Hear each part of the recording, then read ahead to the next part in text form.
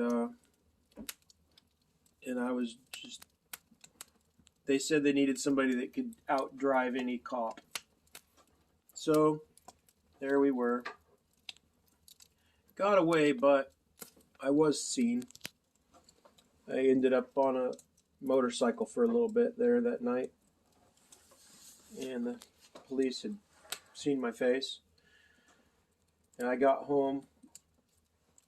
It was just as the sun was coming up is when I got home. And I hadn't talked to my dad for a while because I had a bad conscience. And so I was avoiding him, and I came in the driveway as he was leaving, and he had a pickup and a camper. And I walked up to the driver's door, and he rolled the window down and looked a little spooked, like I was going to shoot him or something, like, what are you talking to me for? And I said, where are you going, Dad? He said, I'm going to a men's retreat for a few days. And I said, can I go?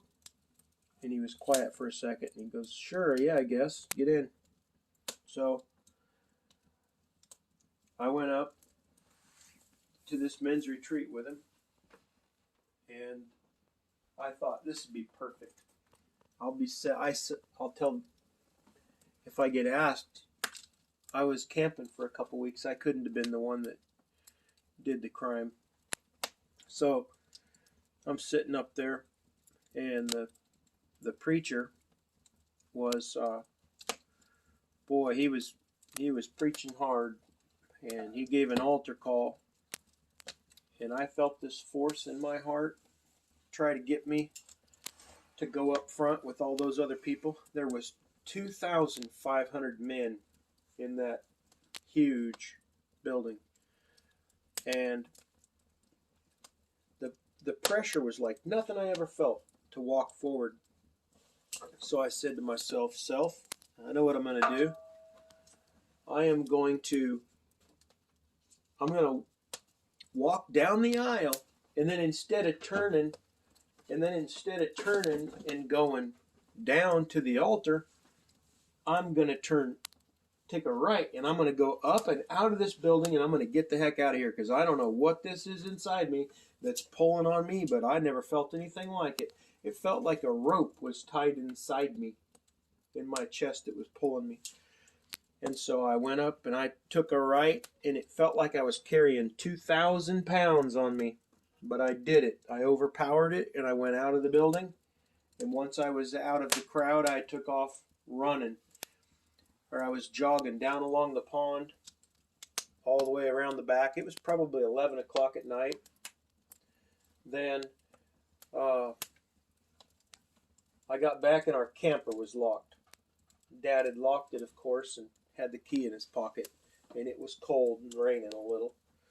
So I'm out there, just sitting on the step of the camper, wondering what the heck was that was trying to drag me down there. And then I heard a footstep and turned around, ready to fight, and it was my dad. My dad had followed me, except for he wasn't jogging. And he asked me what I was doing and what I was thinking, and I told him about what I felt, that I had to get out of there. And I said, I'm in control of me. Nothing controls me. And he said, that was the Holy Spirit of God. And he told me that I needed to get right with God and be saved. And I said, no, Dad, you don't know what I've done. These guys I've been running with, boy, they got me to do something really bad. And I said, no, it isn't going to go well. I'm going to get in bad trouble. I can't do this. He says, no, you need to accept the Lord. That's what's going on here. Well, that's all I wanted to do. So he led me in prayer, and I asked the Lord to forgive me for all of my sins and come into my heart and be my Lord and God and make me a new person. And I was thinking, yeah, this is going to take a while to settle in. I probably won't see any difference in me. It's going to be just a do-it-yourself slow change. Boy, was I wrong. The change happened immediately. Because you know what? It's not us doing the change, it's God. It's a miracle. And from that minute on, every minute has been a miracle. It's just been a miracle. To go from hating people for no reason to loving them for no reason. Complete strangers. You guys have seen it over the years where somebody will be broken on the side of the road, and even if we're in a hurry, we'll stop and help them. That's not who I used to be, but it's who I am now. Is the Spirit of God living inside me. And I would love it if everybody could feel what I feel, that the joy in my heart every minute, even when I'm sick or in pain, is as warm as this fire we're sitting in front of. Isn't that cool? Never gets old. It's fresh and new every day. Pretty cool stuff. That was a long time ago, but I remember it like it was yesterday. That not necessarily the story leading up to it, but the change in my life and the change in my heart from that very second.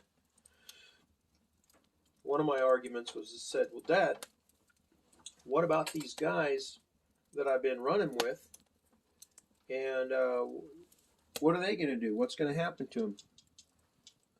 Dad says,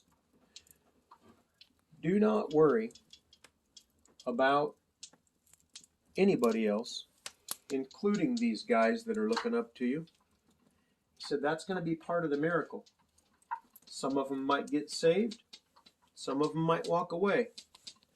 But nothing bad will happen to you. So that's exactly how it worked.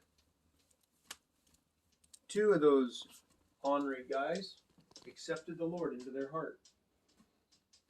I wasn't even around for it. I just got to hear about it. And the other one is still alive somewhere. And I don't know what his story is. In. Woo!